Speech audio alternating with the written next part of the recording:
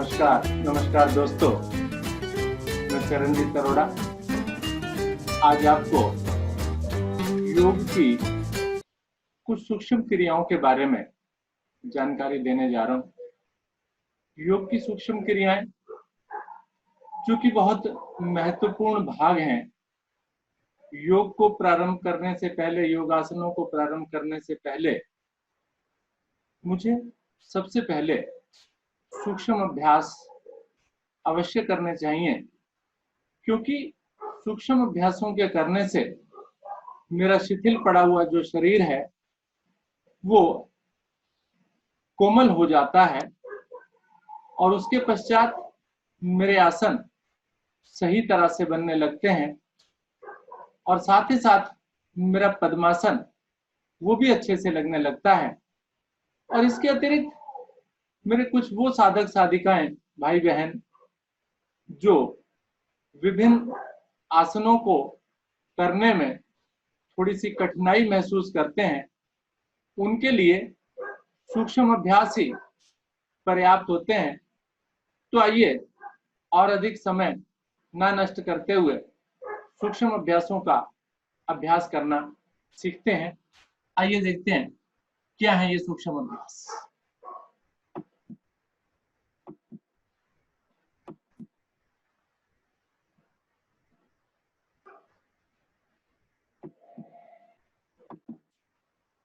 इन सूक्ष्म अभ्यासों में सबसे पहले पैरों के सूक्ष्म अभ्यास, टांगों के सूक्ष्म अभ्यास, दोनों हाथों को कमर के पीछे जमाना होता है। हमने एड़ी पंजे मिलाने होते हैं, टांगे बिल्कुल सीधी रखनी होती हैं। आइए सबसे पहले उंगलियों का अभ्यास करते हैं। दोनों पैरों के पंजों को बिल्कुल सीधा रखना है मुझे, केवल उंगलियों को आगे की ओर मोड़ना है, यानी बंद करना है, फिर खोलना है, फिर से अच्छे से दबाना है, फिर खोलना। उंगलियों के जोड़ मेरे प्रभाव में आ गए। धीरे धीरे करना है प्रक्रियाओं को। योग में इस बात को तो बिल्कुल याद रखना हमें कि धीरे धीरे करें क्रियाओं को, बहुत धीरे धीरे जाएं और धीरे धीरे वापस आएं। श्वासों का भी विशेष ध्यान रखें। चलिए, उंगलियों के पश्चात अब पंजों को आगे की ओर तान दें। यहां भी श्वासों का ध्यान रखना। पंजों को धीरे धीरे आगे की ओर तानते चले जाएं, सांस छोड़ते जाएं। अब धीरे धीरे सांस को भरें, पंजों को अपनी ओर लें, अधिक से अधिक भरे श्वास में दोहराएं इसी क्रिया को।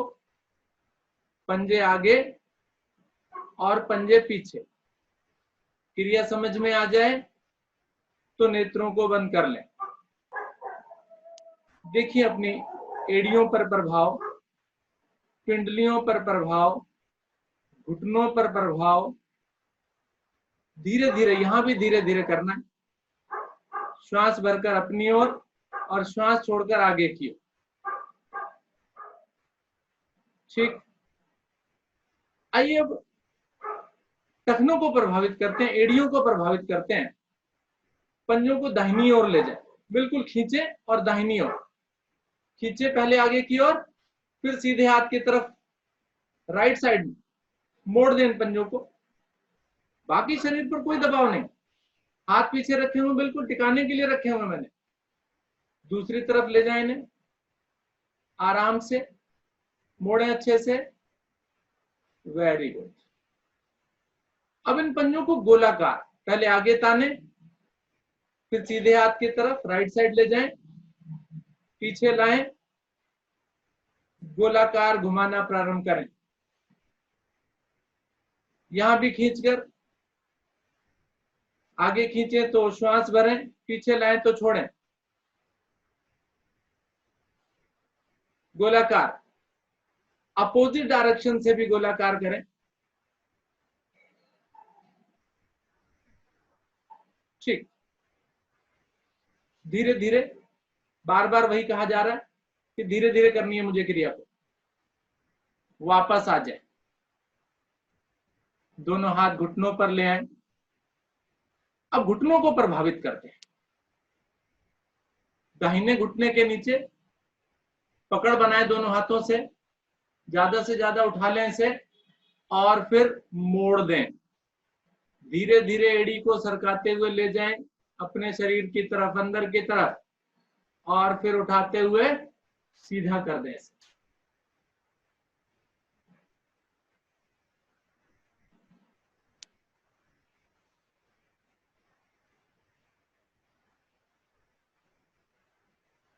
ठीक है, घुटने के जोड़ मेरे प्रभाव में, बहुत सरल क्रिया है।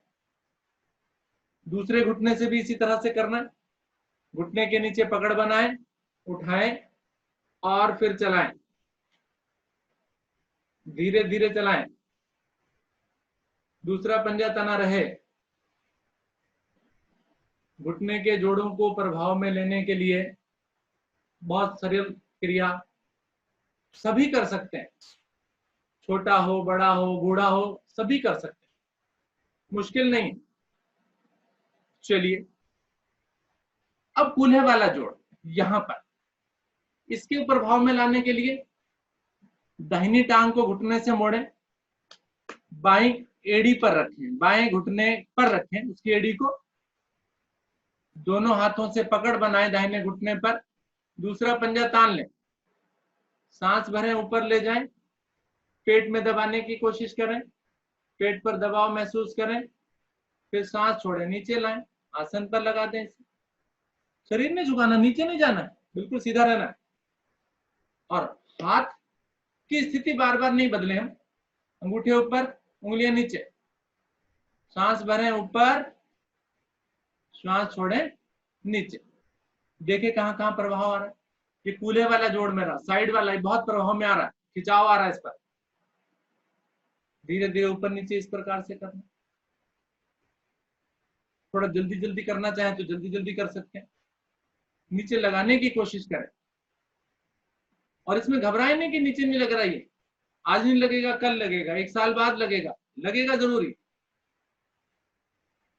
ठीक है, चलिए इसी जोड़ को और अधिक प्रभाव में लाते हैं। एड़ी को बाएं हाथ पर, दाहिना हाथ घुटने के नीचे, झुलाने हैं इस तरह से, आराम आराम से, जल्दबाजी नहीं कुछ भी।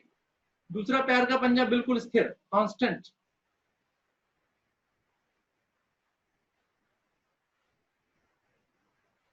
ठीक है, ऐसे ही दूसरी तरफ से, बाएं टांग को घुटने से मोड़ें, एड़ी को बाएं घुटने पर रखें, दोनों हाथों से पकड़, दूसरा पंजा खिंचा हुआ, श्वास भरकर ऊपर, श्वास छोड़कर फिर नीचे, फिर ऊपर, फिर नीचे, फिर ऊपर, नीचे। जल्दी जल्दी भी कर सकते हैं। फिर उसी तरह से उठाना है इसे, झुलाना है दाएं बाएं।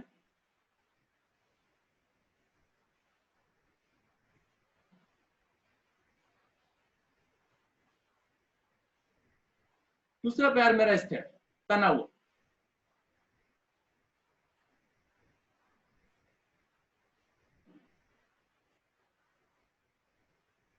आसान। अब ये स्थिति आ गई, मेरी पैरों की उंगलियां प्रभाव में आ गई, टखने एड़ियां प्रभाव में आ गए, घुटना प्रभाव में आ गया, कूल्हे वाला जोड़ मेरा प्रभाव में आ गया। अब मेरा पद्मासन लग सकता है। अब पद्मासन कैसे लगाना है? दाहिनी टांग को घुटने से मोड़ना है, उसकी एड़ी को नाभि के बाईं ओर रखना है। अब दूसरे पैर को भी इसी तरीके से दूसरे टांग को मोड़ना है, नाभि के बाईं ओर रखना उसकी एड़ी को। ठीक है, इस तरह से कसकर। अब आप बोलेंगे जी मेरा तो नहीं लगता ऐसे, तो कोई बात नहीं, चिंता नहीं करनी। एक तो रख सकते हैं आप, एक को रखिए ऊपर, दूसरा यहां नीचे से रखिए, बात छुट्टी। अर्ध पद्मासन हो गया, आधा पद्मासन। थोड़ी देर के बाद ये स्थिति फिर बदल लें। पहले दाहिना रखा था, अब की बार बायां यहां ऊपर रख लें, दाहिना यहां नीचे ले, ये स्थिति बना लें। पद्मासन या अर्ध पद्मासन जैसा भी आप लगा सके वो लगाएं। उसके पश्चात आती है ज्ञान मुद्रा की स्थिति। ज्ञान मुद्रा एकाग्रता के लिए लगाई जाती है। उसके लिए अंगूठा और उसके साथ की जो 2 उंगलियां उन्हें टच करना, मिलाना, देखने आप टच हो रही हैं, केवल टचिंग, बाकी 3 उंगलियां सीधी और हथेलियां घुटने पर। कुछ लोग इस तरह से कर लेते हैं, ऐसे ना, सीधी नहीं करनी, इनको अंदर तक मोड़ना है, ये स्थिति। और उंगलियां नीचे की ओर इंडिकेट करती हुई, कंधे सीधे, बिना तनाव के, नेत्र बंद, आंखें बिल्कुल बंद। अब एकाग्रता लाने के लिए गहरे लंबे श्वासों का भी अभ्यास हम करते हैं। तो उसके लिए पहले श्वास को खाली करना, अधिक से अधिक श्वास को खाली करें। श्वास जब खाली होगा तो नाभि अंदर की ओर जाएगी, ले जाइए इसे अंदर की ओर, और अधिक और अधिक और अधिक, रुक जाइए। अब नाभि को ढीला कीजिए, सांस भरना शुरू कीजिए, भरते जाइए, भरते जाइए, और अधिक भरते जाइए, कंठ तक, गले तक श्वास को भर लीजिए, और फिर धीरे धीरे वापस, यानी बाहर निकालिए। गहरे लंबे सांसों का अभ्यास, श्वासों पर ध्यान, नेत्र बंद, बिल्कुल एकाग्र, इधर उधर बिल्कुल ना भटके, गहरे लंबे श्वास। देखिए मन किस तरह से एकाग्र हो रहा है। एकाग्र करने के लिए बहुत लाभकारी क्रिया गहरे लंबे श्वास। तो यहां आपने प्रारंभ से सूक्ष्म अभ्यास किए, टांगों के सूक्ष्म अभ्यास, जंघों के जोड़ तक प्रभावित किया अपने अंगों को। उसके पश्चात गहरे लंबे श्वास ले रहे हैं अभी आप।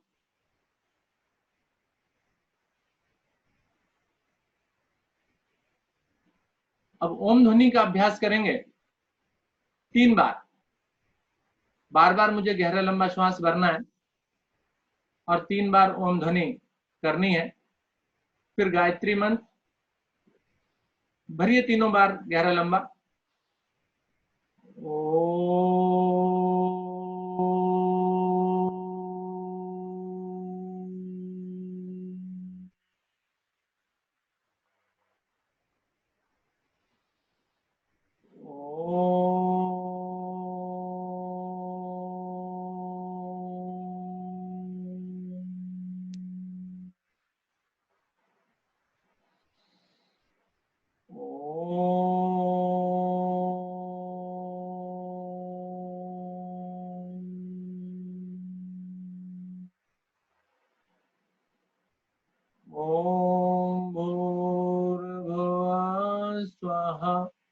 तत्सवितुर्वरेण्यं भर्गो देवस्य धीमहि धियो यो न प्रचोदयात्।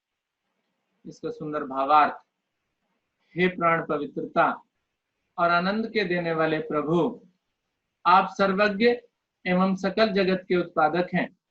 हम आपके उस उत्तम, पाप विनाशक व ज्ञान स्वरूप तेज का ध्यान करते हैं, जो सदैव हमारी बुद्धियों में प्रकाशित रहता है। आप सदैव हमारी बुद्धियों में प्रकाशित रहें और हमें सत्कर्मों की ओर प्रेरित करें। इतना सुंदर भावार्थ इस गायत्री मंत्र का। दोनों हाथों को जोड़ें, ईश्वर का, प्रभु का नमन करें। इसने मुझे प्रेरणा दी योग साधना से जुड़ने के लिए। आपका भी धन्यवाद। बस इस वीडियो में इतना ही।